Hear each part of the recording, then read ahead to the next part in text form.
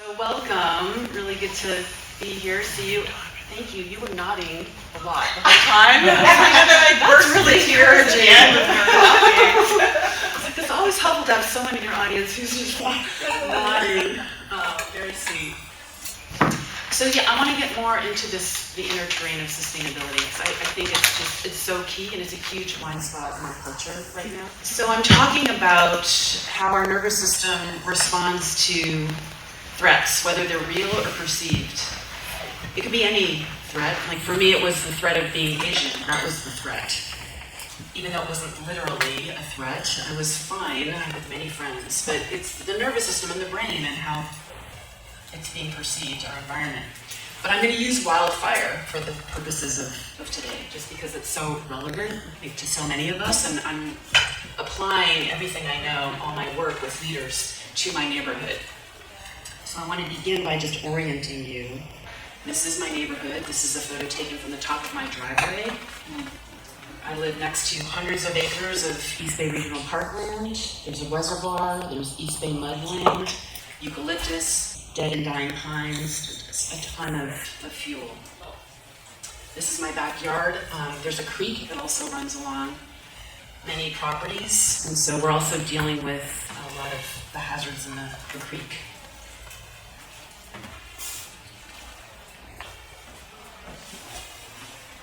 So I didn't actually do anything about this, until just 2 years ago. But I did self-evacuate, and I think it was 2016 and 2017. It was the year PG&E shut off power because of the fires. And I lived with a to-go bag at my front door for most of the year, for a couple years.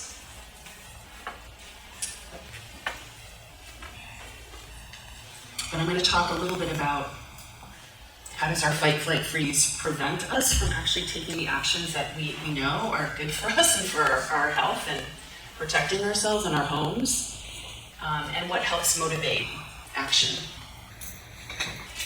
So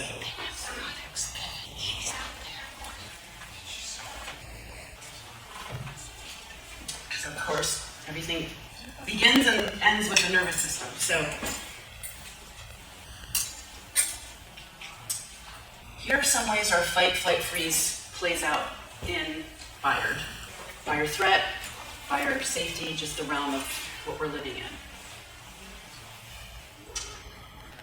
It can come out in blame, we get defensive, we criticize, right? We resist compliance from inspectors.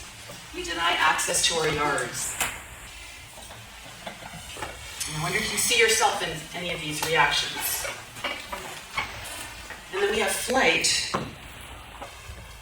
and that might manifest in withdrawing, retreating, checking out from the issue, ignoring it, and not answering the door. And then we have freeze. This was my response of just being overwhelmed, wanting to do something but not knowing where to start, being in paralysis. And you saw the size of my yard. I live on a half acre with a creek running through it. I just didn't know where to begin. But what helped was about 2 years ago, I and another person got a core group of people together, and we actually applied and became a fire-wise community. Are you all familiar with that? It just gave a framework and some resources and some direction to mobilize and actually understand our neighborhood and look at our neighborhood, walk through our neighborhood with a perspective of fire risk and fire safety. None of us had ever done that before. The other thing that helped was we did have a fire inspector come out, but not to inspect, to educate. And he went to 2 homes, properties. I was the one that volunteered, and just pointed out what some common hazards were and what we could actually do about them. And it was a lot of new information, actually. We think we know. And there was a lot that we learned. So there are 4 things that really made a difference for me and many other people. This one was so important. He literally said to us, it's a myth that firefighters are going to save your house. It takes 14 fire personnel to safely deal with one structure. they're probably not going to be at yours. We really needed to hear that, because I think in our minds it's like, oh yeah, someone will come. He also said your best strategy is what you do now and to have your to-go bag ready. And that was also like, okay, this is serious. You gotta be ready to leave. He also told us, even if you have small bushes next to your house, the flames can be as high as 3 times the height of that plant. So if it's under a window, those flames can break the glass, and then the fire hasn't entered into your home. So that's where you start. You start removing stuff within 5 feet of your home. And that was enough for me. I think pretty much after that talk, I started. And it was just, with my loppers, 1 branch at a time, first one plant. And I talked to a number of other people. There were 23 neighbors that showed up, and many of them went home and started actually cutting stuff, removing stuff, in a different way than we did. We fill our green bin every week, but it was never really around fire safety. It was just cleaning up our yards. Now, this was really helpful information. The National Fire Protection Research Foundation, they sent out surveys to, I think it was 56 counties in California and 20-some counties in Oregon that are at 50% or more risk of fire. And the lowest motivator, one of the lowest motivators to action is compliance, required by law, or concern about fines. So I thought that was really interesting because that's largely the vehicle of fire departments, is fire inspectors go out, inspect, and hand you compliance. But it's not a huge motivator, and because if you know about your nervous system, one of the things that we react to as a threat is uncertainty and lack of control, and authority figures. So when all of them are together, we go into fight, flight, freeze. We could resist, we could get defensive, we can deny access, we do all these, don't answer the door, all these things.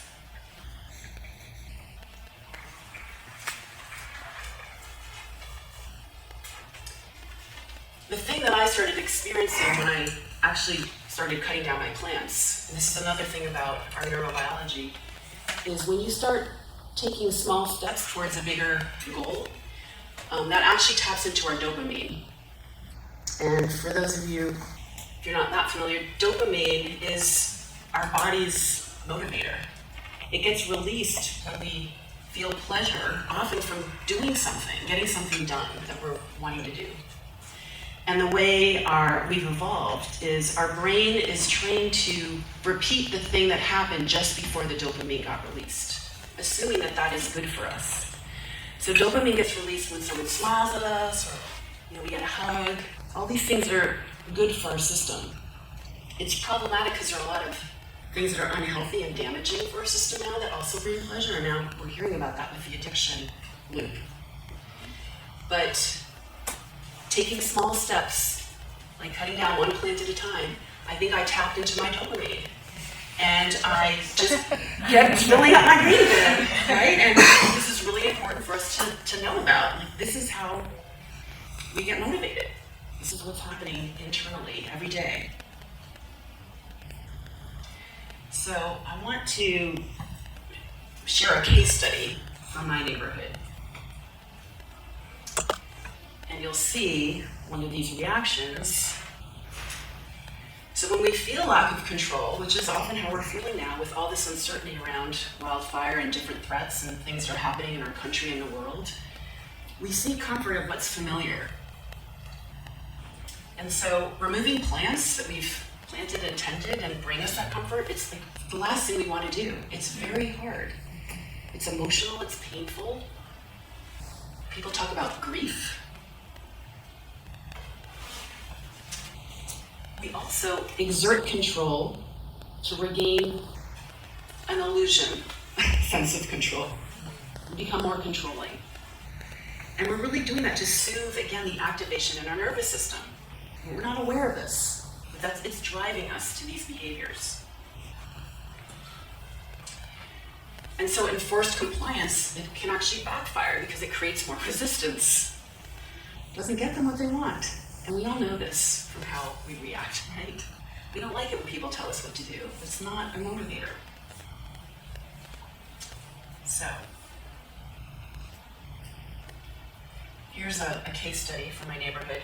So, I divided my neighborhood into 6 zones. There's 80 homes. And we have like a fire-wise leader in each zone. And they're the contact person, and they know the 10 to 17 people in their zone. Just for communication and just building connection and relationships.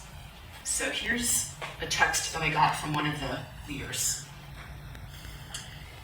I wanted to share with you, Erica, that we stopped by our neighbors today. We've been very friendly with them over the years, but we've had some tension recently. We almost walked away when they didn't answer the door, but we knew they were there, so we knocked again. I'm so glad we stayed. They wanted to express how upset they were that they received that notice from the fire department with citations and photos. They've been keeping their vegetation very cleaned up, which I know they work hard on. So the notice was very triggering for them, as we've heard from other neighbors as well.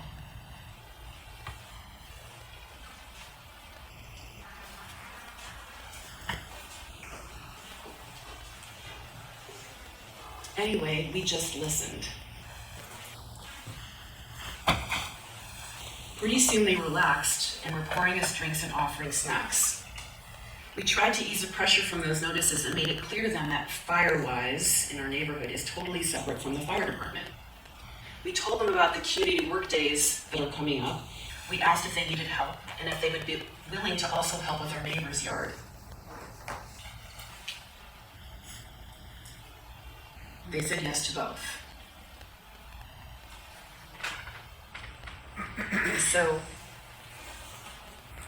with the perspective of fight, flight, freeze neurobiology, what was going on here? What did you see going on in the neighbor's response? Resistance. Resistance To authority. the authority. The increased resistance to authority. That's right. Intrusion. Intrusion, Fear of unknown. fear of the unknown. There were photos on this compliance report, right? Like, it's coming into my yard, right? So they went to fight. They went to fight, also maybe flight, just right, not answer the door, and also withdrawing from their neighbors. But here's the other thing that I want to mention that was going on.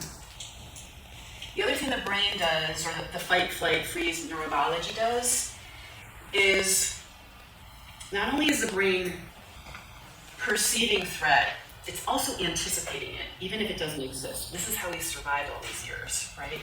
There's just no room for error. So even if it might not be a threat, we're gonna just react as if it's a threat anyways. And then when there's evidence that it's not a threat, the brain can put that evidence aside and just keep going as if it is. That's why we're here. The other thing the brain does is it starts to selectively choose data that supports that false assumption of threat. So here's some things that were going on with these neighbors. This report that we got means that, our care and effort are not valued. We can't trust inspectors. The neighborhood group is pressuring us to, we can't trust them either. Right, they collapsed us into, with the county. So we need to distance ourselves from the neighbors because they have expectations that we can't meet. These are not true, but they believed this to be true. And that's what then was driving reactions and behaviors. But once they were listened to and affirmed, with that quality of awareness and attention, that was really just affirming their frustration and their disappointment, that shifted, that helped regulate their nervous systems and calm their threat response. And only then did the FireWise leaders attend to the task at hand, which was really, they were there to tell them about the workday and get them involved. But it took an hour of first rebuilding and repairing the relationship and the connection before moving to that. But we're in a culture right now that just goes straight to the task. And we forget about everything else, and we think we can actually accomplish things without attending to the trust and the rapport and the connection. So, this is the power of, Just a quick question. Was there any feedback to the academy about how their communication reacted? I'm in the middle of doing some presentations, and I'm talking with the Berkeley Fire Department. So I'm in the middle of, and they're interested. They're very interested in this. Yeah. So the power of co-regulation.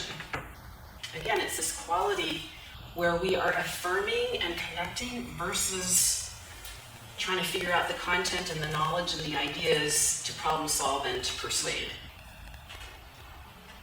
It's a very different quality of listening and engaging and connecting. So I wanted to give you another moment because it takes so much practice. We really think we know how to do this, and we do not. And it takes weeks and months of practice. So I wanted to give you some more time. Let's practice. Unless you haven't, I can pause for questions right now if you have any more. I have a question. This Yeah. program was developed in Vancouver back post-World War II. It was facing some of the same problems of reconstruction of communities and stuff. And it was the ORID method, the objective, reflective, interpretive, and decisional method of this kind of thing. Are you familiar with that? I'm not familiar with that method. As you're describing all of this, I That's very similar. realize that these were the same sets of circumstances and conditions that they defined Sure. when they developed the program. It's been pretty successful. So just suggesting there's a might be a connection there that goes through a systematic process to find, as you did, that if you don't bring in both the mental part, the emotional part, the physical part, and hold decision until the end, you can't get the full experience of the meaning of the conversation. That's right. That's right, and I think one thing that I'm teaching and working with leaders and teams is it's a frame, the perspective of engaging to regulate the nervous system. That's the goal, because nothing else happens without that.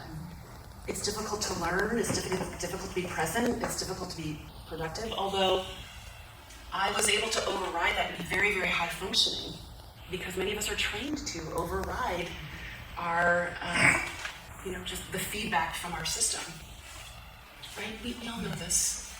Like, we don't realize we have to go to the bathroom, or we're tired, we need sleep, or we need to eat. We just, we keep going.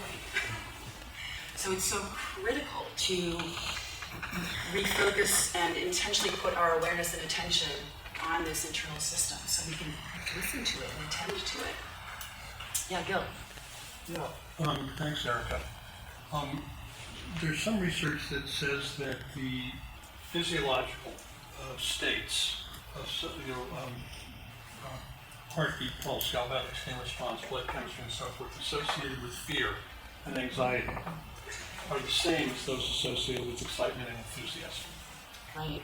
And we, in our beings, interpret the sensations in different ways in different times. So That's right. is that something you can engage with about helping us not just grounding the body, but interpret the sensations in more open and less restrictive kinds of ways? That's right. I mean, there's research that shows we actually don't often know. We think we might know. We're interpreting. We're just interpreting. So it's hard to know. Is it fear? Is it excitement? But I think just the more we engage and be in relationship with that, we get more granular with ourselves and each other. The more aware we are of what's going on in us, the more we're aware that, oh, this is happening with other people. So it's just a realm that we're not trained in. We don't get a lot of practice. I guess what I have in mind too, Gil, you mentioned curiosity from your talk. We hear a lot about how important that is. Be curious, and, be an inquiry, not advocacy. Well, the neuroscience behind it is there's research that shows that curiosity lowers the heart rate. Curiosity has been very important for human development because it enables us to go into the unknown and explore things that might be a threat.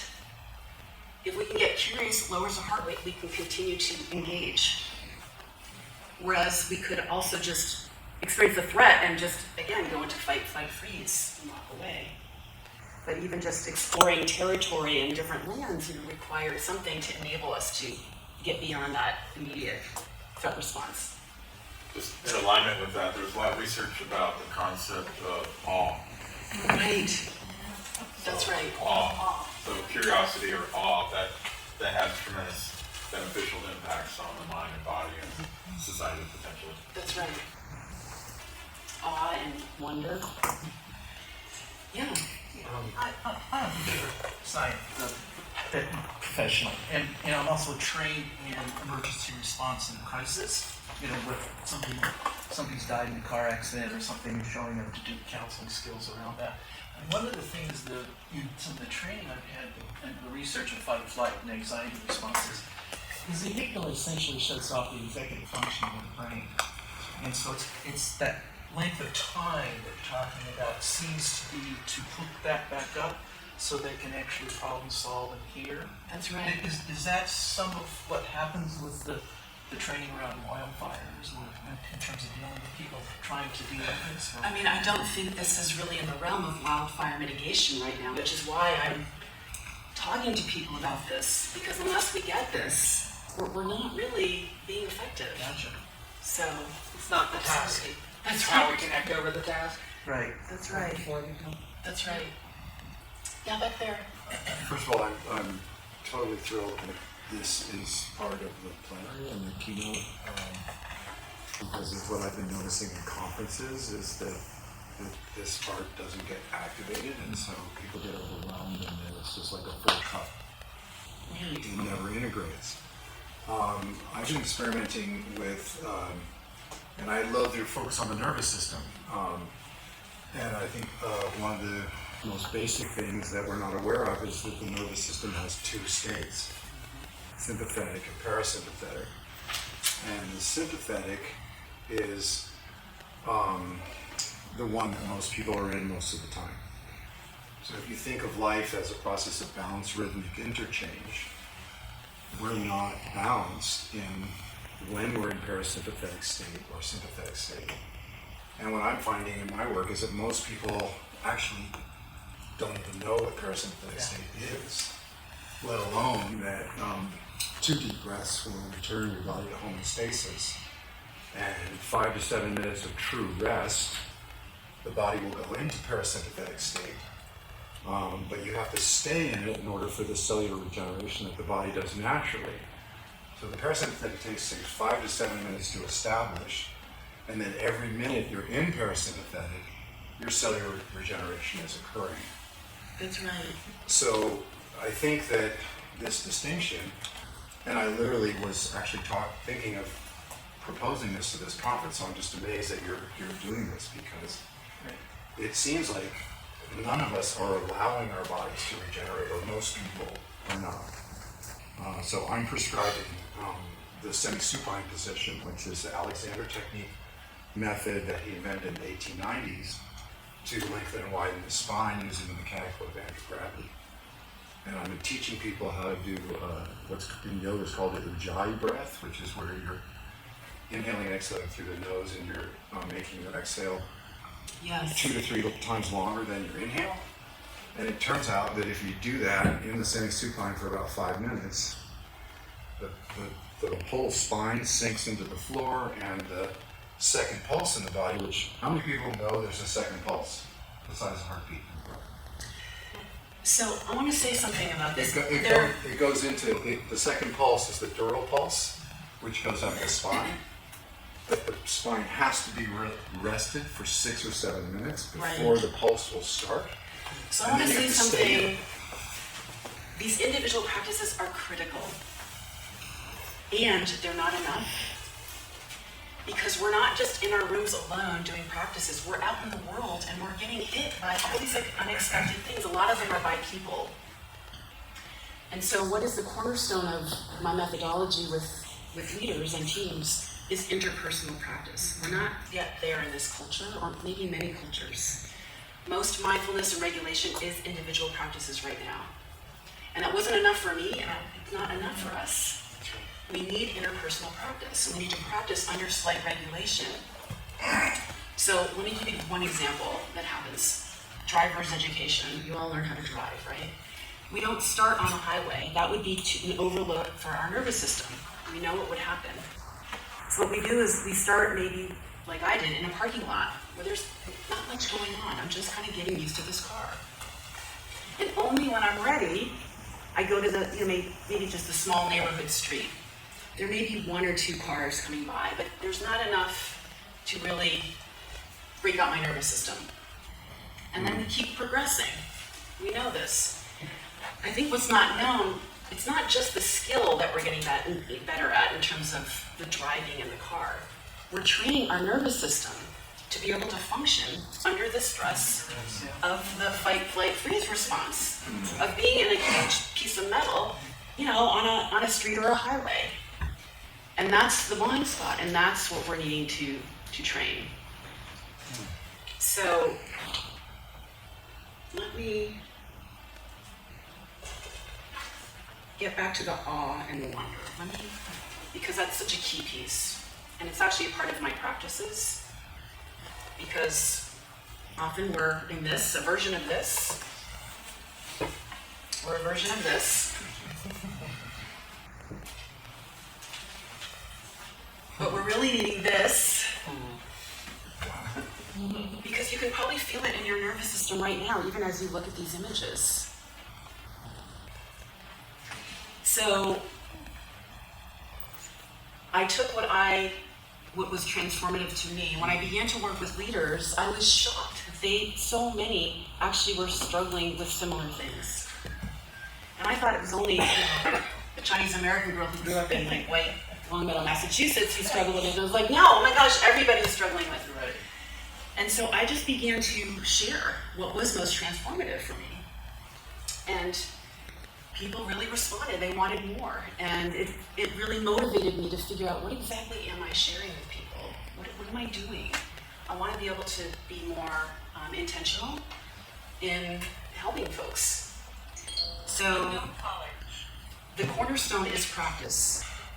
One-on-one regulation, or self-practice regulation, one-on-one co-regulation, and regulation in groups, because we live in groups. We're in families, we're on teams, we're in organizations.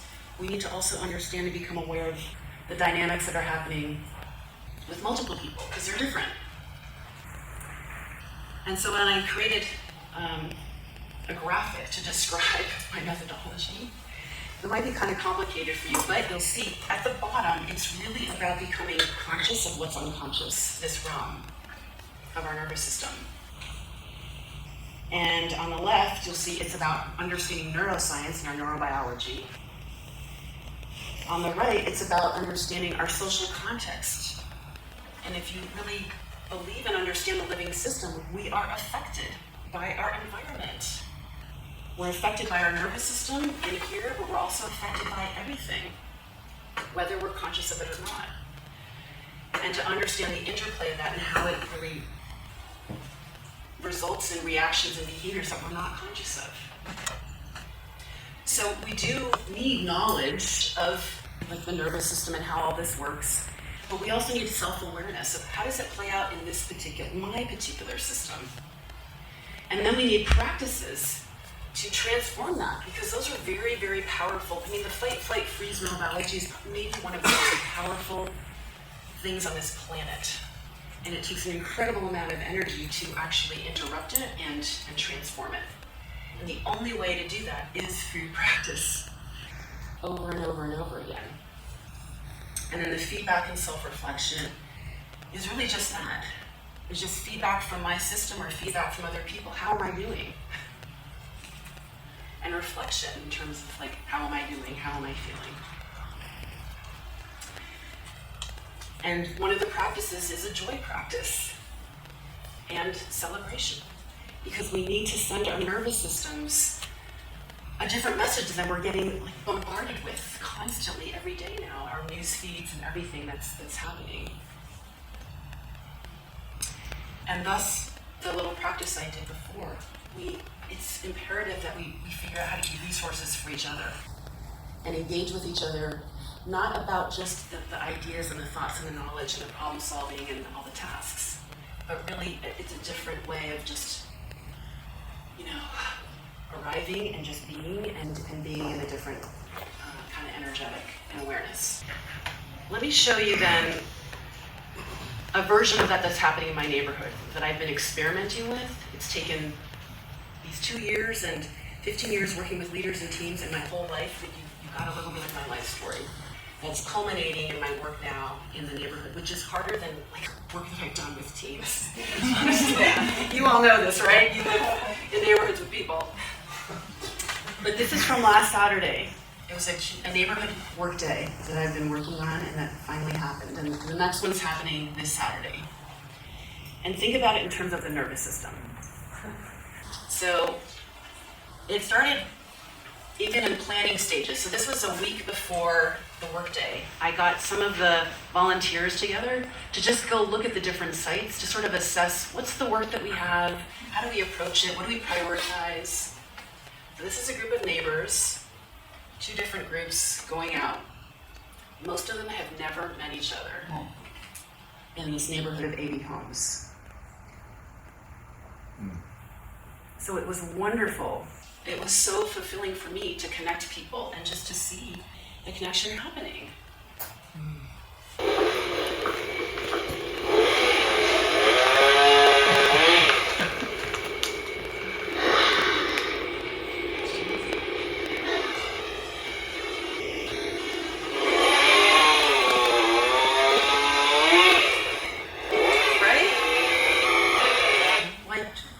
Young people involved, right? They're excited. They want to contribute to something. Right? This was me as a young person. I wanted to contribute in a way I didn't see how. It's really a drop in the bucket if you saw my neighborhood. Yeah, we took out a bunch of juniper and some ladder fuels and bushes next to homes. It's important. But I think really the more important thing is the relationships that are getting built and strengthened. So here's, there were 2 different volunteer groups working at 2 different sites. And the little boy was at one of the sites. This was another one. So we opened with a circle, and this is one of the neighbors giving a safety talk. So I want to give an example of this around all the fight, flight, freeze. This neighbor's wife showed up on one of my Zoom calls. I was doing an information session because I had gotten a $50,000 grant for fuel reduction in my neighborhood. And this woman showed up, and I thought she was Zoom bombing the meeting because I didn't know who she was. And it turns out she was a neighbor, and she'd been in the neighborhood for 30-some years. I've been there for 20 years. I had never met her. In fact, their home was not showing up on our emergency contact list, and a lot of other neighbors didn't know them either. So they really were keeping to themselves. But she was really pleasant on the Zoom meeting. She was interested. She was grateful for this grant opportunity. So that was in October. Maybe it was after the new year. I went to their home. I'd been meaning to just follow up and just connect in person. So I went to their home. They didn't answer. Went back another day.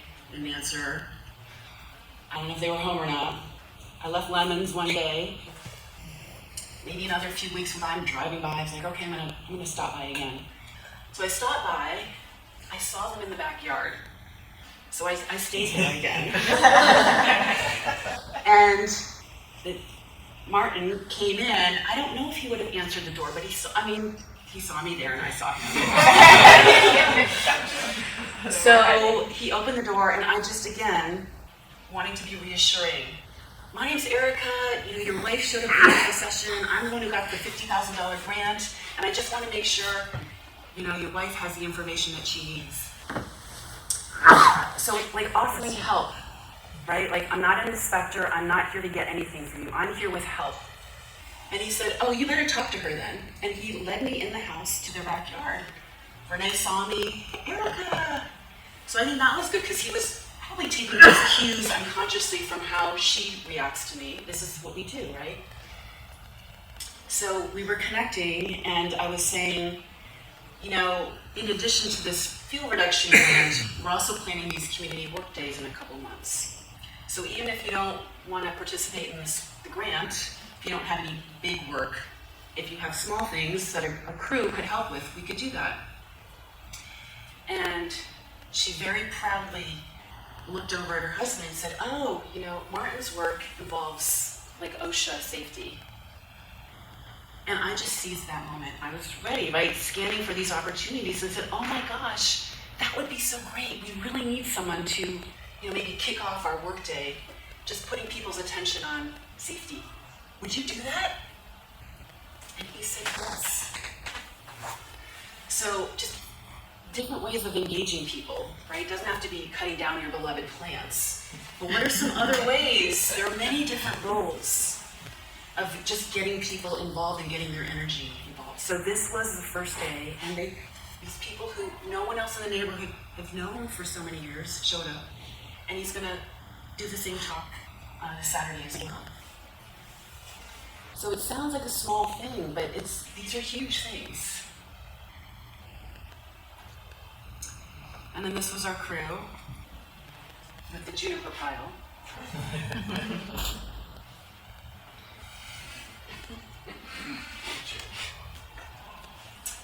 And then, oh my gosh, this is another video. Do I have to?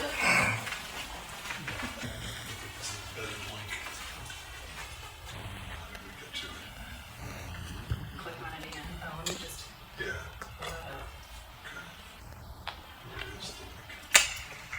Okay.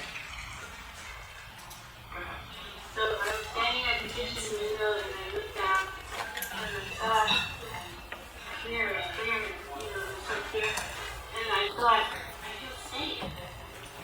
I didn't realize I would feel that way, but I feel safe for the first time in years, actually. Now that I've seen that all those, flammable junipers have gotten out. And I didn't know I would feel that way, but I did. And it's a good feeling, and I really, really appreciate it. I appreciate all this amazing work.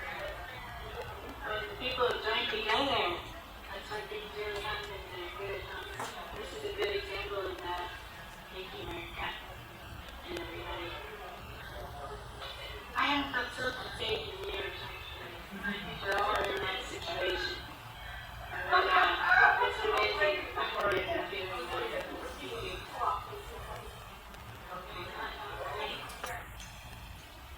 So back to the nervous system. Like, what really matters at the end of the day? Can I sleep at night? Do I feel connected? Do I feel heard? Can I have some attention so I can release some of my distress from the day and not have to go into problem solving or fixing or just have it become a whole other thing? Can we just be with each other and witness each other? I mean, we're all feeling so much right now, whether we realize it or not. And this is within our capacity. I mean, to some degree, it takes a lot of unlearning because we are so trained in certain ways of engaging with each other. And for many people that I work with, just being in silence for a few seconds is very uncomfortable because we've been trained to immediately respond with our thoughts or ask a question or do something. And so even just the pause and having people sit in silence in front of each other can be excruciating. But it is also important training to build resilience of our nervous system to be able to be with discomfort and not just immediately, get out of that situation or change it or do all the things we do to try to minimize discomfort. And I think that's another thing that we really face. We're not a culture of practice. We're a culture of reactivity. And so the minute, and fragility, really. And the minute we feel some kind of distress, we're trying to soothe it or medicate ourselves so we don't feel it so much. There's all sorts of things we do.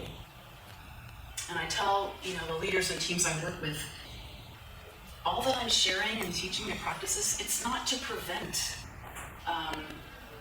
the discomfort and the stress.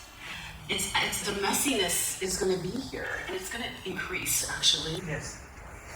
And so all these practices are just so we can move through the messiness a bit more regulated and a bit more connected, a bit more able to function and get the things done that we're trying to do.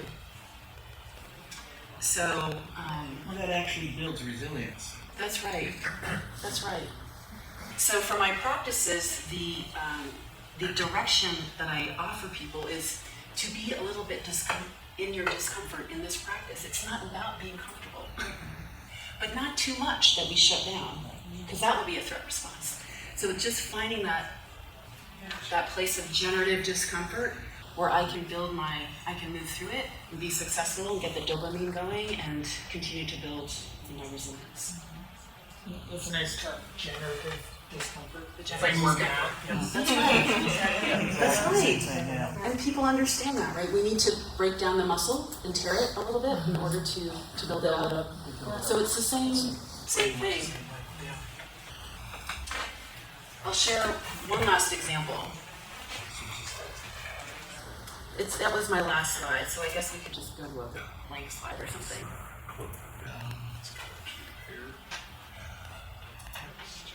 Great. No, that's fine. I can just end on that. No, that's okay. Thank you. Just how these moments happen all the time. So this was around that $50,000 grant. There was a deadline for submitting a request. It was a very simple Google form. And one of our neighbors has been pretty involved and has just huge, large, dead pine trees, fuel. And I was surprised that I didn't get a request from her. So I texted and said, hey, how are you? Did you want to get involved with this? And her father-in-law had passed away. So she texted back, there's a lot going on right now. The memorial's happening, and I don't know if we're ready to get that work done in the next couple months, so, sorry. So I just tried to, first just affirm what was going on with her.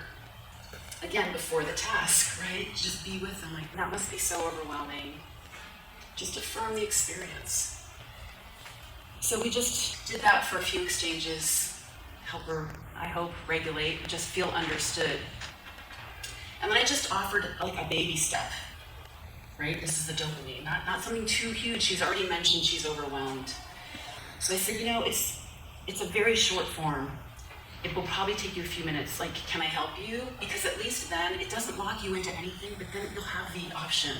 You'll just have the choice. You don't have to make any big decisions right now. She sat with that. She was actually okay with it. So she filled it out herself. She got that form in. And she ended up requesting almost one of the highest totals of work. And much of it was going to be paid out of pocket from her. So she was actually, she got the form in and she had time to think about it.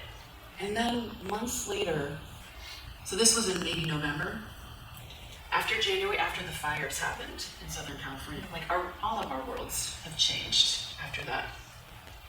I got a text from her and she said, hey, do you think I should text my neighbor? They don't live here, they rent the house out, but I think he might maybe be interested in this grant. We were well past the deadline, but we hadn't used up all the money, and there was people now, we're in a different place after the LA fire, so we had a second wave. And so she texted her neighbor, encouraging him, telling him about this, really became the person who was promoting this. But she originally, was resistant, and again, in her own probably fight, flight, freeze, overwhelm. So these are these opportunities all the time of how do we meet people where they are? How do we help them regulate? How do we help them on their own terms and time? But just, hand out some little steps that are doable.